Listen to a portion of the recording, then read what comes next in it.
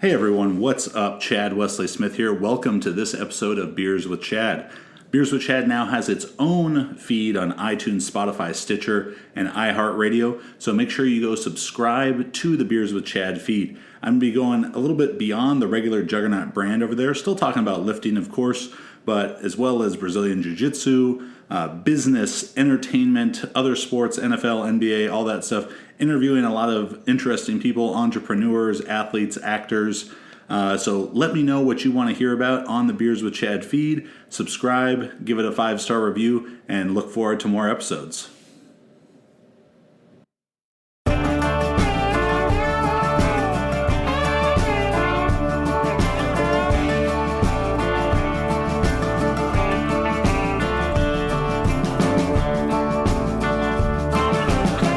Welcome to Beers with Chad. Hey everybody, what's up? Beers with Chad coming at you again. This week, thanks to Tavour, I am drinking Breaking the Waves, an American Imperial IPA, 10% from Evil Twin Brewing Company. Cheers.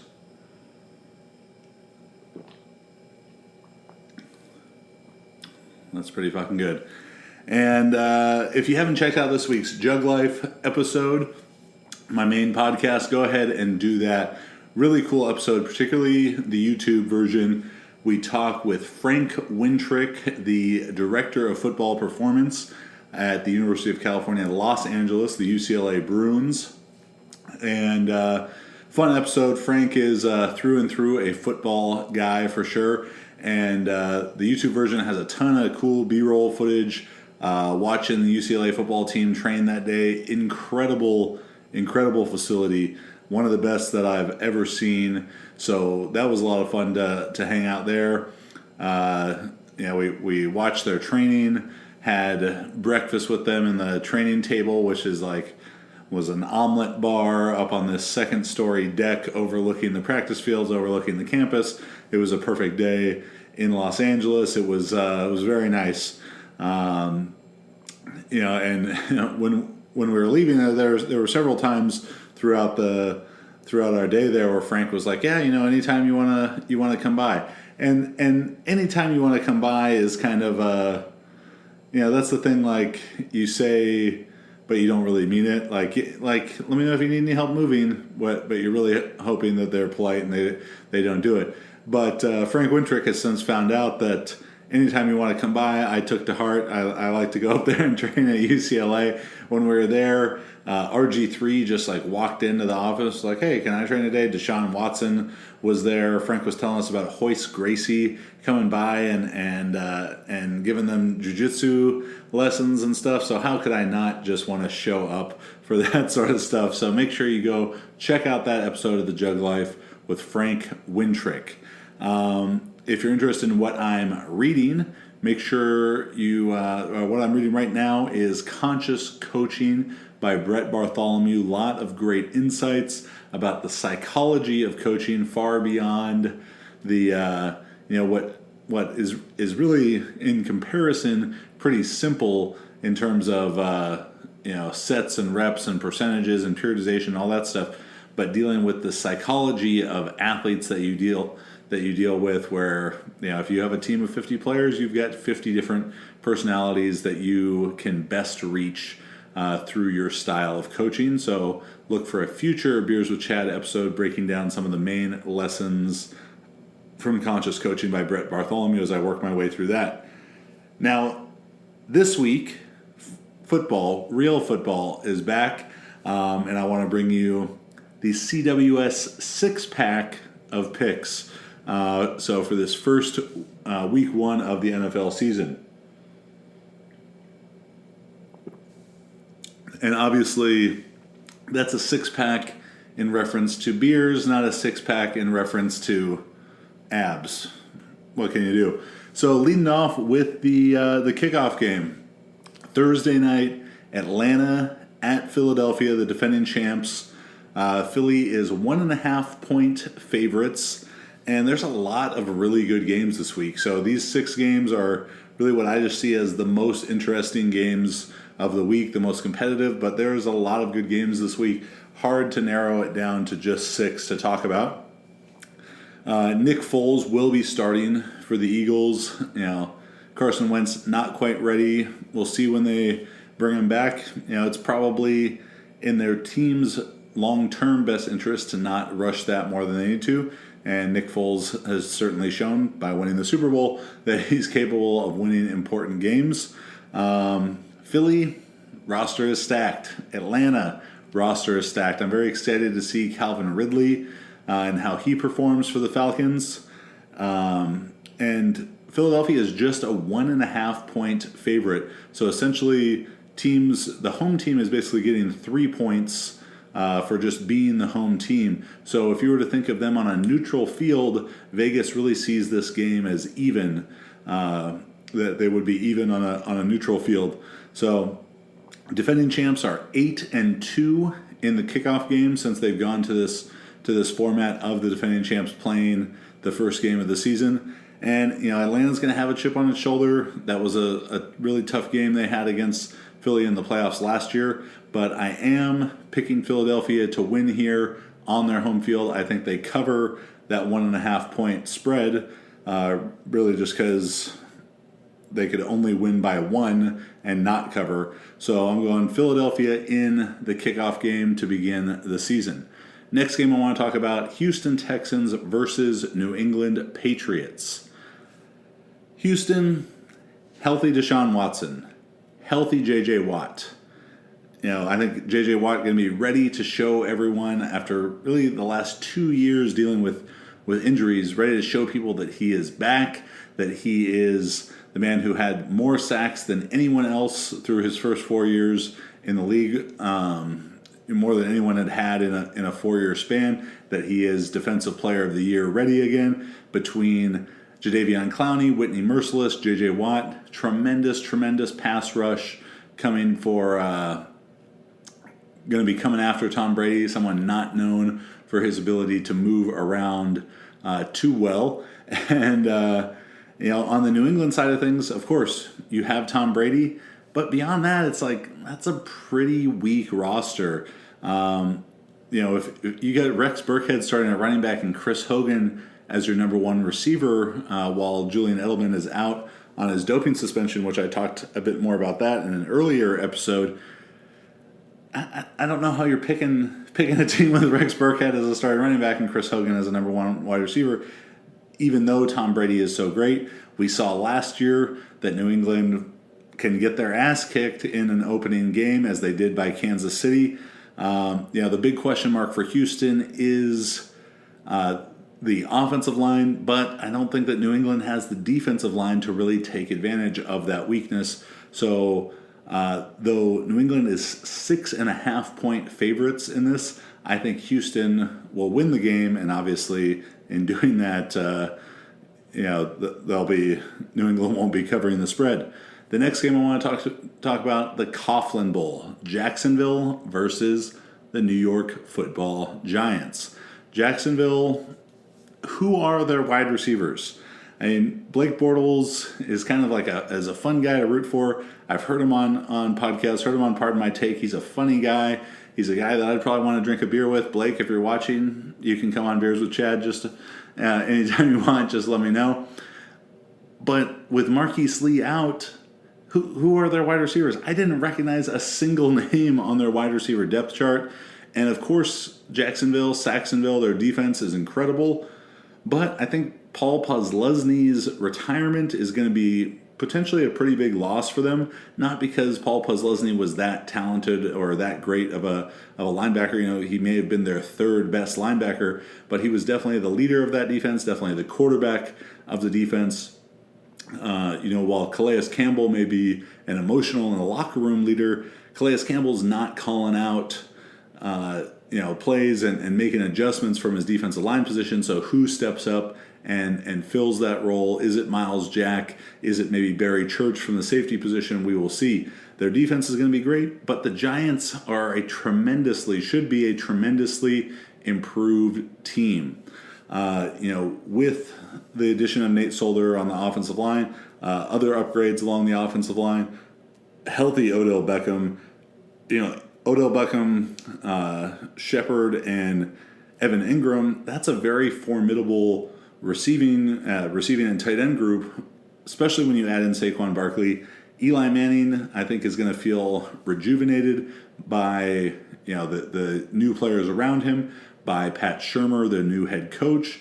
The Giants have a pretty solid defense. They have a talented on paper defense that should only be upgraded by their new defensive coordinator and by the addition of Alec Ogletree. I see Jacksonville being very, very one-dimensional in this game. Yeah, Fournette, T.J. Yeldon, they can run the ball for sure, but the Giants defense should be able to make Jacksonville one-dimensional. So I think Jacksonville going into New York as a 3-point favorite, I expect the Giants to win that game. Moving on to an AFC West matchup right out here in Los Angeles. Costa Mesa's own LA Chargers will be hosting the Kansas City Chiefs. You're going to get a trial by fire for Pat Mahomes facing one of the best pass rushes in the NFL with Joey Bosa and Melvin Ingram coming after him.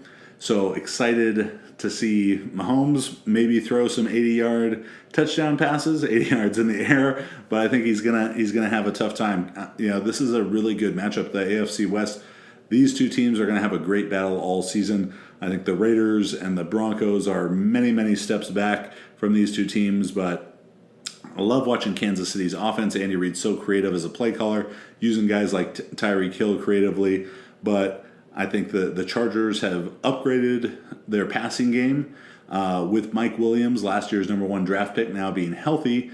You're adding him to Keenan Allen and everything else the Chargers got. And Phillip Rivers has led the NFL in passing touchdowns the last 2 years combined. Phillip Rivers has the most, and he's adding a really talented wide receiver. So I'm picking the Chargers to win. They are 3.5-point favorites, but I'll say the Chargers will not cover. So going to be a really close game, a great battle between Kansas City and the LA Chargers. Moving on to Dallas at Carolina. Carolina is a 3-point favorite.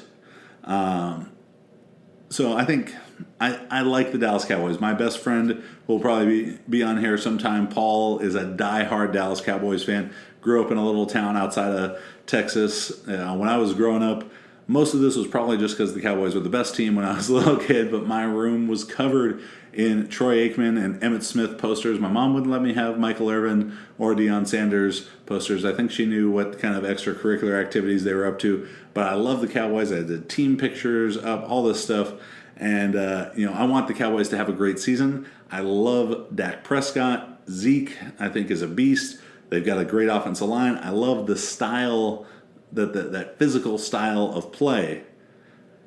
But they are extremely limited in the passing game. I think if they're going to call plays the same way that they have the last few years, which is just no creativity on the offensive side of the ball.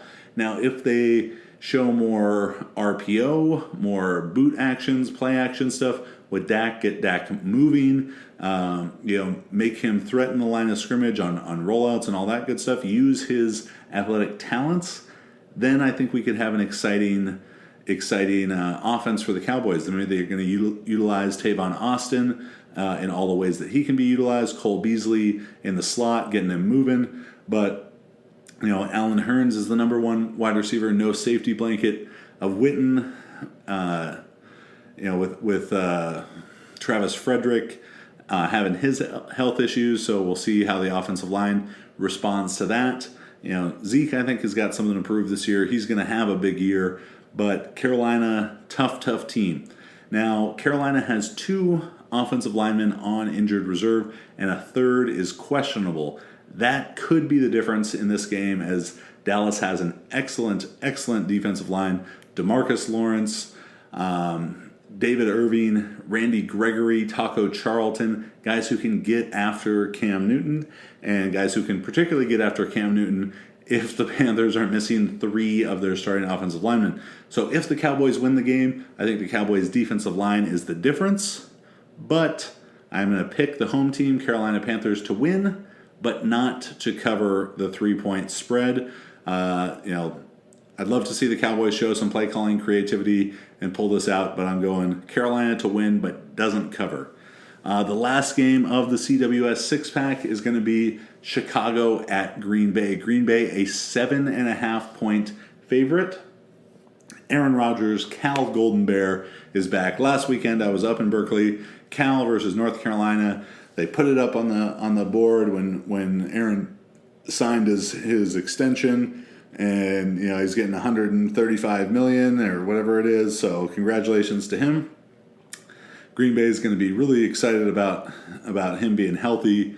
The best, the most talented, at least, to ever do it, in my opinion. I loved watching him in college when I was at Cal, in the same time as Aaron Rodgers, Marshawn Lynch, Deshaun Jackson, Justin Forsett. Phenomenal, the golden age, the only golden age, really in contention for Cal football. So I love watching Aaron Rodgers. Now, on the other side of the football, new Chicago Bear, Mac is going to be getting after A-Rod. He's going to be getting after that hopefully healthy collarbone. Khalil Mack's only been there for a week, so maybe his snaps are limited a little bit. I guess he's an NFL player. He's a smart guy and can pick up the system and can go tackle the guy with the football pretty quickly. But maybe a little bit limited scheme-wise what they can do with him. I think the Bears are definitely improved. I think I could see the Bears being 7-9, 8-8, maybe pushing for a wild card spot, probably pushing the Packers. I think this is going to be a really good game. But I think too many people are making the comparison of Jared Goff and Sean McVay, and they're trying to look at, in NFL, the copycat league, is who's the next Jared Goff and Sean McVay, young quarterback, young offensive-minded coach, and they think, well, Mitch Trubisky and Matt Nagy are going to be that. And I just don't know that's an apt comparison, that they're going to be doing that same stuff, taking off the way that Goff and McVay did last year. Though I think the Bears got some offensive talent. They got adding Allen Robinson to the wide receiver group, two very good young running backs, solid tight end. Trubisky should be improved under Matt Nagy. I just don't know that he makes the first year to second year leap the same way that Jared Goff did. Khalil Mack addition to the defense. Roquan Smith getting in there. He wasn't in much training camp, so where is he system-wise? So I think Green Bay wins, but does not cover the very large 7.5-point spread. That's a big spread for NFL games. So that's it. Week 1 NFL picks, CWS 6-pack.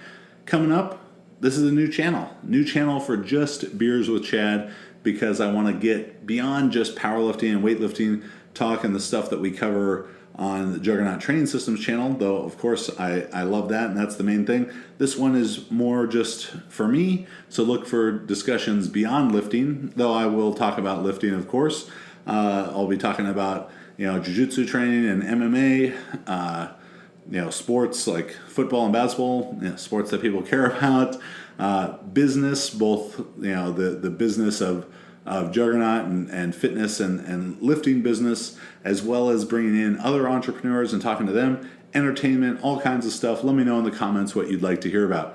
The next episode of Beers with Chad features my buddy Miles Burris. In 2012, Juggernaut prepared Miles Burris for the NFL Combine. He went on to be a 4th-round draft pick for the Raiders. Played a couple of years for the Raiders before, unfortunately, a knee injury ended his career. Chased football for a couple of years. So we talked to him about his training in the NFL, the sort of psychology he brought to trying to overcome this injury, and then finally what he's doing now in his post NFL career, as he's very quickly and successfully transitioned to a career in acting. So cool to see Miles doing well, kicking ass in a new endeavor. Beyond that, the SoCal Performance Summit, October 20th and 21st. Myself, Dr. Mike, Max, Dr. Quinn, Dr. James, and a new addition, Dr. Gabrielle Fundaro, will be at Newport Strength, October 20th and 21st.